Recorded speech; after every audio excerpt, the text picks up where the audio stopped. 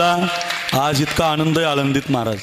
ज्ञानेश्वर महाराजही आलेत आळंदीला आणि तुकोबराय सुद्धा आलेत आळंदीला. 17 वर्षानंतर बरं का, बसा निलेश महाराज. 17 वर्षानंतर इकडं बघा, माऊलींच्या पालखीच्या पाठीमागे तुकोबरायांची पालखी आली बरं का.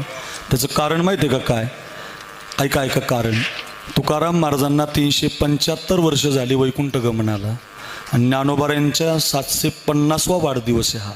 माऊलीचा आता गोकुळाष्टमीच्या दिवशी 750 वर्ष माऊलीला पूर्ण होत आहेत.